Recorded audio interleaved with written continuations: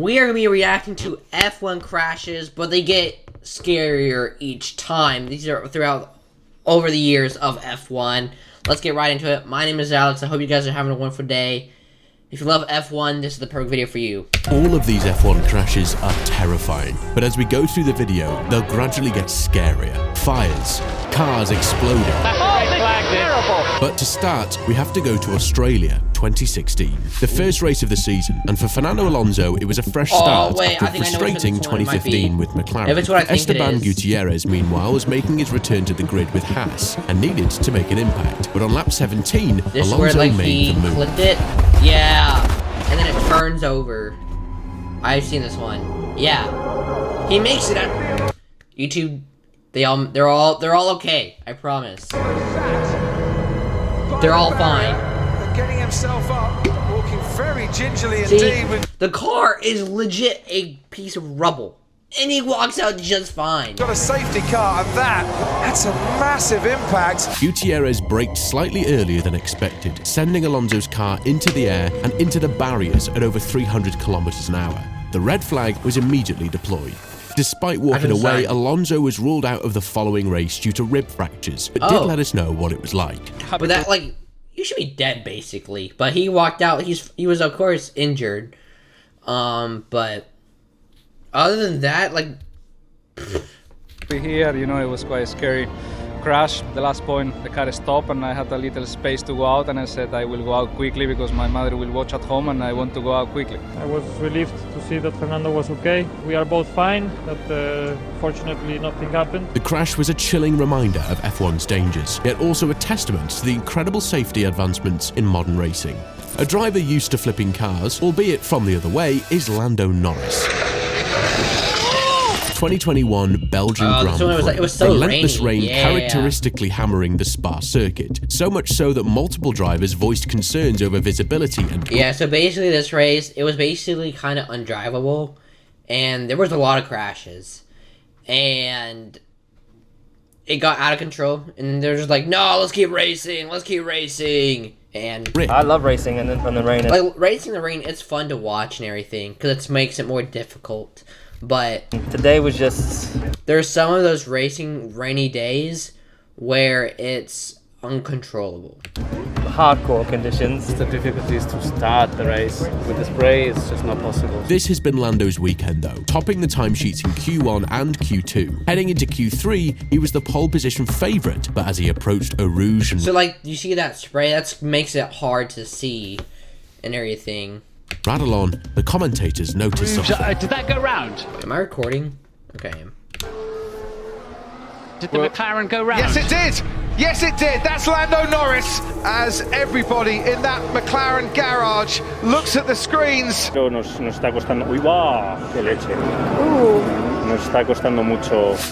The car snapped violently to the left in the rain and slammed into the barriers at around 280 kilometers an hour. That's insane. The impact was brutal. Sebastian Vettel, who was one of the voices voicing their concerns, was the first at the scene. And there is Sebastian Vettel in the Aston Martin, just making sure that he's okay. First driver on the scene. He too was worried about the conditions. What the did I say? What did I say? Red flag. Yeah. Unnecessary. Is he okay? Vettel was screaming at the FIA earlier that day to pause this race, as the track was basically a lake at this point. Seb was pissed. The track stopped as Lando hadn't said anything. Finally. Lando is moving. Lando, are you okay? Are you okay? Yeah. Sorry, guys. Despite the wreck, Norris was fit enough to race the next day, even if race day itself was a complete disaster. It is time to go back to the pit lane again because conditions haven't improved. Ladies and gentlemen, the race will not resume. But a young George Russell, who was sat in P2 at the time of the cancellation, secured his first ever podium finish in F1. The fizzy stuff gets sprayed. The racing didn't really happen. Mind you, you don't need rain to have such a lengthy crash as at the 1990 Italian Grand Prix. Derek Warwick found that out the hard way. Monza, the home of speed. During the warm-up session on race day, Warwick's Lotus stalled in the pit exit, needing help from the marshals to get it back out to the I was in my dad's nutsack. Grid. This would be the least of his problems this day, as heading down to Monza's high-speed first chicane. And almost unbelievable. Oh my God. is a Lola, that's all I can tell. No, it's Derek Warwick. At those speeds, there was no time to react. His Lotus speared. So basically, and like, what's crazy about these don't have halos. They don't have like what they have nowadays, the safety nowadays. Into the barriers at full force, smashing through them before bouncing. Time to react. What is His that? Lotus speared into the barriers at full force. Is that a human? Smashing through them before Oh, bouncing parts. back onto the track in pieces. He must have crashed at around 150 miles per hour. With Debris no scattered halo and none of that everywhere. stuff. Yet this wasn't the craziest part of this crash. And as you can see, my goodness, he's Oh. okay. Like absolutely nothing happened. For the majority, after something this crazy, you'd take the day off to regather yourself. But not Warwick. This moment would go down in F1 folklore, as just minutes after one of the most horrifying crashes in Formula One to date, he was back in the Lotus garage. He wasn't done. His first thought being to get into the spare car. And incredibly, Warwick lined up for the restarted race as if nothing Wow. happened. Are you ready to go racing again?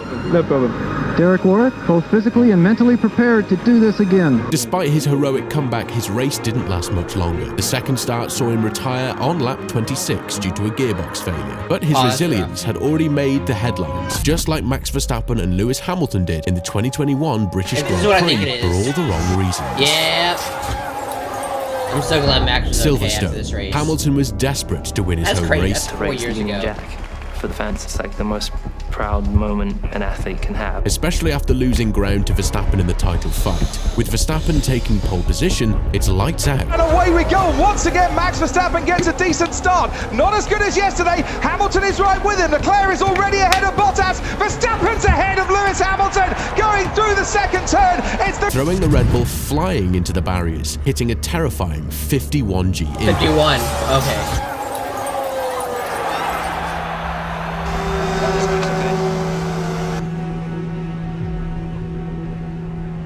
Verstappen was taken to hospital for precautionary checks, but miraculously left unharmed.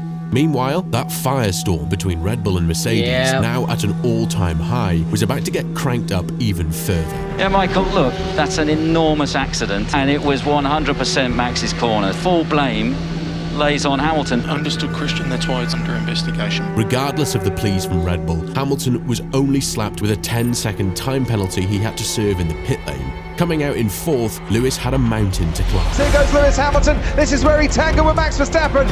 We invert the cars into turn 15 this lap. Lewis Hamilton up into second place in this race. Remember what happened at Copse on lap 1? Here goes Hamilton on lap 50. Oh, and he tries to get past Leclerc and goes off the track. Has Hamilton gone through? Yes, he has. He wins the British Grand Prix. Red Bull were furious, but there was nothing they could do. Lewis came out on top in front of his home crowd. Against all the odds, the Brit pulled through in a race that'll be talked about for the ages. But just like Felipe Massa in 2009, there was nothing he could do either for probably the freakiest accident in F1 history. Felipe Massa, still recovering from the disappointment of narrowly losing the 2008 title, he needed a strong result with Ferrari. However, something bizarre had already happened before his run in Q2. Oh, something is broken on my car. Hey, son. As Barrichello went into turn 3, debris from his rear suspension flew off and landed right on the racing line. Bouncing along the asphalt before settling right in the middle of the track. No one saw it, no one knew.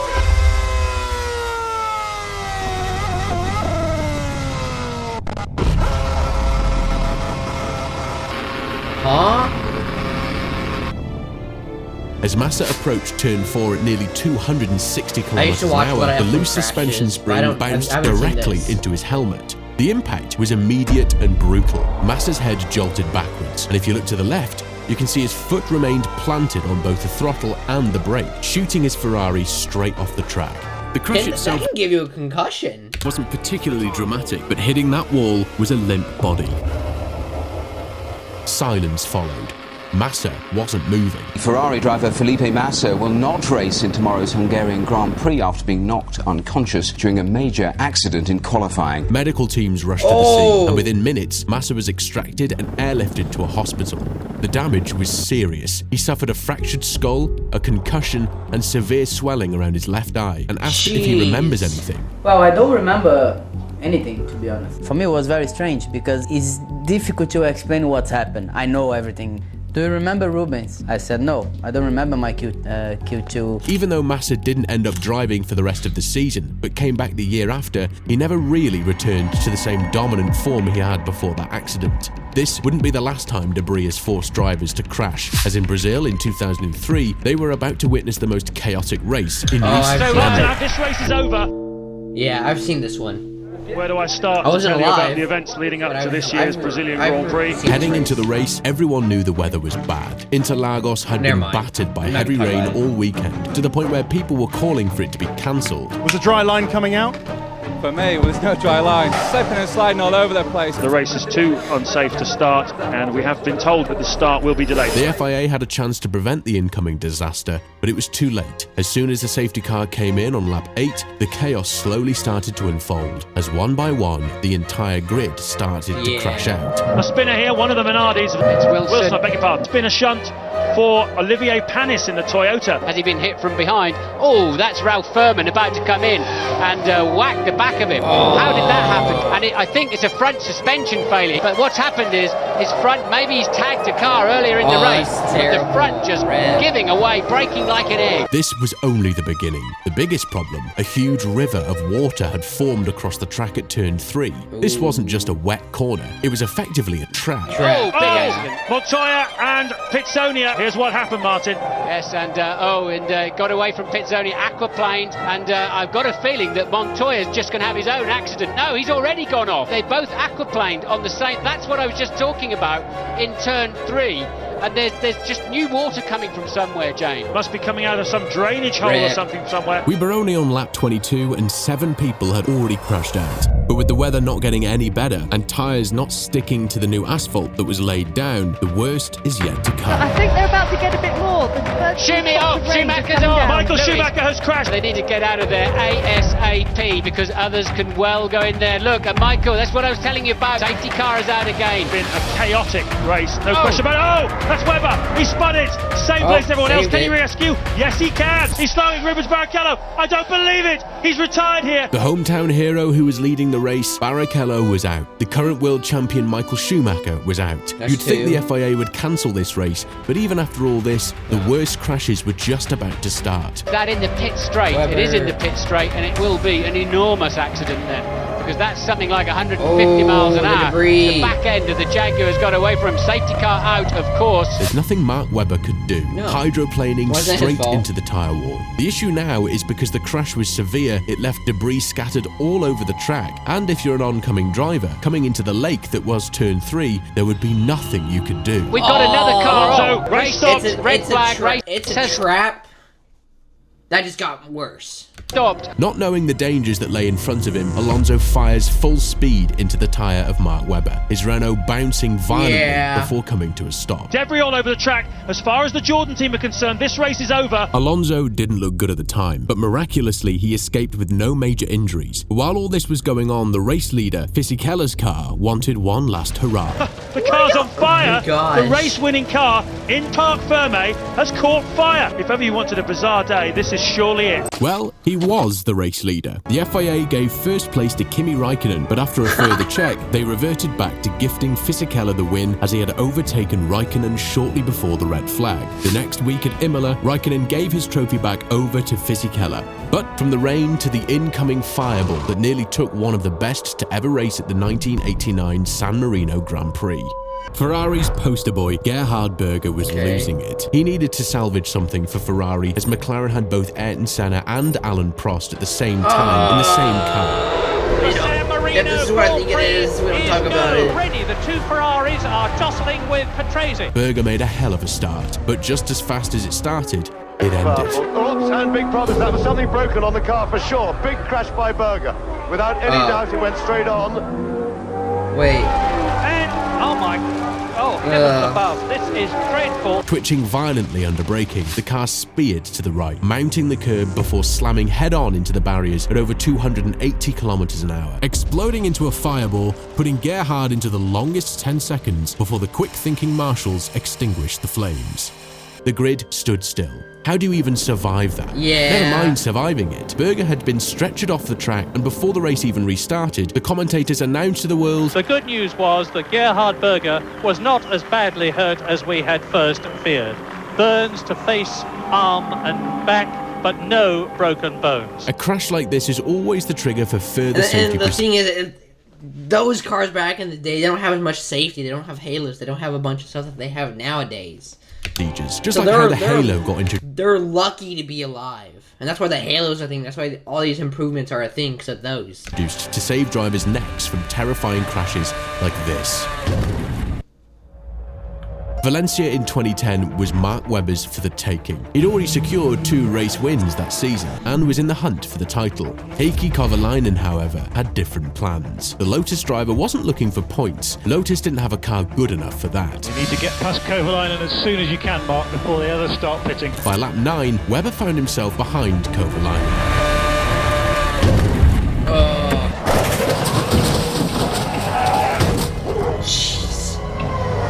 Red Bull's car was infinitely faster than the Lotus, so expecting Kovalainen to move out the way, Webber went for it. Kovalainen panicked, braking way too early for Webber to react. Lost the rear end of the car, I think. Game over. When Christian Horner was asked about how much Webber was to blame, Do you hold Mark totally blameless? I think Mark is blameless for that. I mean, he could have gone to the one side, but he wasn't able to judge how early Kovalainen was going to brake, and it's like they're in a different formula today. Webber just unclipped his seatbelt and hopped out like it was nothing. Even talking about it, he was chill. Sorry about the quality. It was the best I could find. Hey, how you feeling? A little bit tender here and there, Back just in the having a day. shower, just going, well, mate, you know, lucky you'd be having a shower and you're in one piece. With only minor bruising Please go check out The Grid. Their channel. That's their channel. Link in the description below. Go check them out. after a crash for the ages, sometimes people just get lucky. Yeah. Webber the madman ended up getting 3rd overall in that season. But speaking of lucky, we have to talk about this freak. No, not the person, the accident. Fuel, that's the first time we've had a fuel splash. So this is, I think, Max Verstappen's dad, Joe Verstappen, and yeah. Oh my goodness me! This one is a little different from the rest. The 1994 German Grand Prix at Hockenheim was supposed to be another dominant race for Benetton. But back when Max Verstappen's dad, Jos, was in F1, he was about to flip the sport on its head. Berger looks as though he's hanging fire a bit. And there's straight into the wall. The race will be stopped. Oh, look at that. The car's all over the place. Ukyo Katayama launched into the air after being clipped by another car, starting the chain reaction at the back half of the grid. But at the front, look to the left, that's Mika Hakkinen in the McLaren, drifting into and clipping the side of David Coulthard's Williams. But as Hakkinen tried to recover, he tangled with Jos Verstappen's Benetton and spun into the middle of the track. Ew. Chaos followed. And the German Grand Prix has got off to a very bad start indeed. But remember, this crash wasn't even in this list, because on lap 15, Verstappen had to come into the pits. Into the pits he comes. Very difficult as a driver, you know, to judge. We had a quick glimpse of it from Verstappen. Oh, and fuel! That's fuel, by the way. First time we've I've had a seen fuel this. splash. Oh my goodness me! Well now, just let's keep calm. An absolute nightmare. To no fault of Verstappen and with nothing he can do, fuel sprayed over the car and the crew, igniting instantly. Flames engulfing Verstappen as he sat helpless in the cockpit. 10 agonizing seconds inside the flames, just like Gerhard Berger had his car burst into flames in Imola and he was sitting in the car unconscious. Verstappen himself saying, then everything went up and it was suddenly dark and black and I couldn't breathe. It was a situation you don't normally think about. It's like you're suddenly put in a dark room and then you think, I need to get out. Look at the car. How does that even happen? Later investigations revealed that Benetton had removed a safety filter from the refueling system, which allowed fuel to flow faster, but also increased the risk of spillage. Everybody reacted very quickly. You can see the burns, superficial burns too. Jos Verstappen. As you can imagine, the FIA was having none of it, finding Benetton responsible for violating regulations. No major penalties were given, but the burns on Verstappen and several of the Benetton pit crew will be a constant reminder of just how close they came to it being their very last day, as it should have been for Sebastian Buemi. The 2010 Chinese Grand Prix weekend was etched into Formula One history, but not for the race itself. During the first practice session, Toro Rosso's Sebastian Buemi approached the turn 14 hairpin at over 200 miles per hour. This was all very standard, but as he applied the brakes, it happened. Oh, it's this one. The tyres just exploded? Thankfully, you can tell that Buemi made it out uninjured. But how does something like this happen in the first place? We'll tell you in a second, because for Buemi, his wild weekend wasn't over just yet. Big connection then at the back of the field. Going down the back straight in practice. Okay, so Liuzzi drops it under braking and the rear end, right over the top. Liuzzi, Kobayashi and Buemi. Oh, what a weekend he's had. An investigation by Toro Rosso revealed the wheel tethers, designed to prevent wheels from flying off, had not functioned as intended. Well, obviously. Nearly as obvious as telling you that putting no crash barriers beside a hill where cars pull up to 280 kilometers per hour is a bad idea. Andrea De Cesaris was the crash king. This man kept crashing. And that is De Cesaris, it's happened again. But at the 1985 Austrian Grand Prix, he had his magnum opus. Driving for Liga, this team was already growing frustrated with him, with team boss Guy Liga was running out of patience. De Cesaris needed to if you're just crash, crashing, that makes sense. but that's not how he rolls. Literally. Oh, De Cesaris sideways. De Cesaris on the grass. He's going over. Oh, De Cesaris, a major accident! Bolting down the ultra-fast Bosch curve, a flat-out right-hander, all it took was his back right wheel to clip the grass to send him into an absolute nightmare of a crash. The car was completely destroyed. Pieces of the Ligia were scattered across the track, with debris flying everywhere. But for De Cesaris... And I think he's all right. He's getting out. He's walking up the bank, and miraculously, he looks completely unhurt. And he's exactly right. Cheers and applause for him. He's walking back to the pits. But it's about to get worse for Andrea. From the second De Cesaris entered the pits after this crash, he was fired on the spot. But if we're talking shunts, we have to talk about that Zhou Guanyu. Oh, not this crash. I remember this. This is what's his name? Zhao? Frick. Joe? I'm probably mistaken. Oh, this one sucked. This one sucked. This one sucked. That's kind of like a driver's worst fear. Silverstone, England, a massive race on the calendar, and Zhou Guanyu on his debut season was showing massive promise. From starting Zhou Guanyu. P9, this was his time to secure crucial points for Alfa Romeo. It's lights out and away we go. The race had barely started when... If he didn't have the halo, he would have been dead.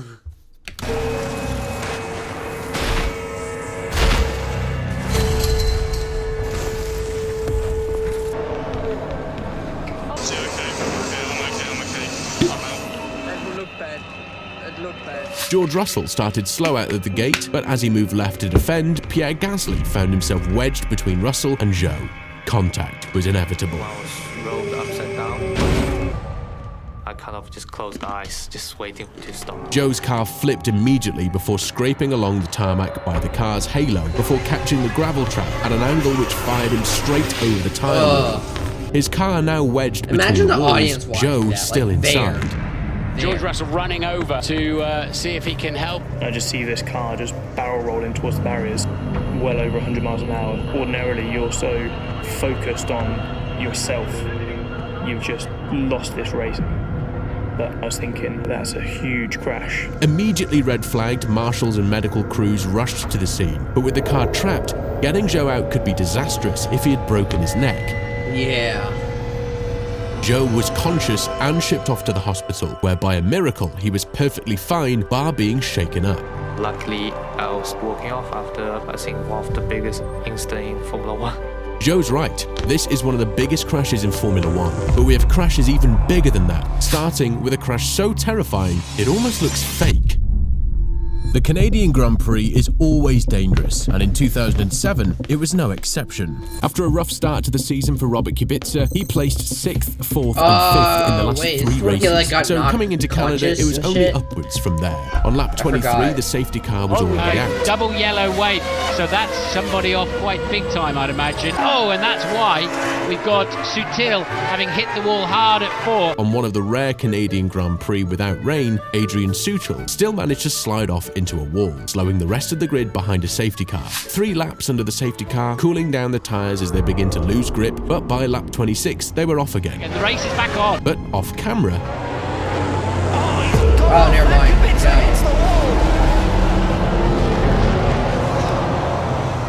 As soon as he'd lost control, the trajectory of his car became terrifyingly clear, skipping across the grass at an estimated 300 of his car became jumped, by the way, terrifyingly in clear, air. skipping across the grass at an estimated 300 kilometers per hour before slamming nose first into the concrete barrier at a staggering 75 Gs. The car had no chance. Temperatures drop. Look at all the debris. That's Kubica's accident, as seen by Tonio Liuzzi.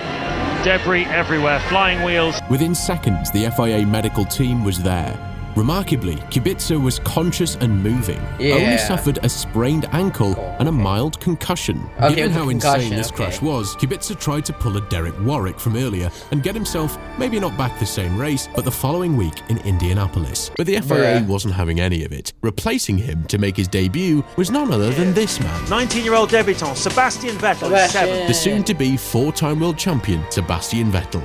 At that USA Grand Prix, an interviewer thought of the best possible question for Kubica. Have you seen the accident on TV? Well, yeah, I have seen it also live when I was there.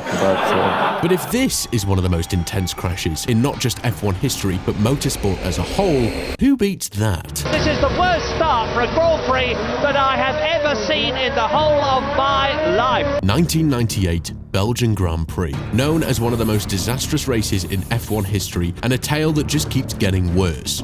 Rain had been falling steadily before the race. A wet race at Spa? Never! Which already made a dangerous race even worse. The tension on the grid was clear. Yes! Yes! It's go! But no one could have predicted the sheer scale of the chaos about to unfold mere seconds after the race start. Great start by Eddie Irvine. David Coulthard into the wall. They'll stop the race. They'll have to red flag this. Terrible. Look, this is quite Bro, appalling. you can't see anything. That's what I hate about sometimes about. I mean, I hate wet. I like wet races. They're cool to watch, but it makes it scarier. But when you can't see shit, then They'll have to red flag this. Terrible. Look, this is quite appalling. This is the worst start for one person can ruin it for the entire grid. Terrible. Look, this is quite appalling. This is the worst start for a Grand Prix that I have ever seen in the whole of my life. 13 cars piled up and smashed to bits, obviously red flagged due to 60% of the grid being in a metallic heap. Hush fell on the track. What the hell had just happened? Now watch it now, look, David Coulthard swings across and just lights up the rear wheels, had a big frontal impact into the wall. Car after car, knowing where their fate lied, smashing one by one into their friends. And then after that, total carnage, nothing they can do. Remarkably, no drivers sustained serious injuries. Yes, there was a few drivers like Barrichello and Olivier Panis who reported minor bruises and soreness, but that was all medically. If this would have happened even 10 years prior, the safety tech that saved all these drivers wasn't around. But crashes like this show why it's so important to keep this sport. That guy almost got hit by a tire. Look at this. All these drivers wasn't around. But crashes like this show why you should be careful. It's so important to keep this sport we love safe. Speaking of this sport, here are some videos. Well, I hope you guys enjoyed today's video. That was a bunch. Jeez. Oh gosh. We might have to watch this next. Well, I hope you guys enjoyed today's video. Get yourself some dubby. Link in the description below. Please leave a like, comment, subscribe, check out the grid, and let's hit 100K subscribers, and have a blessed day.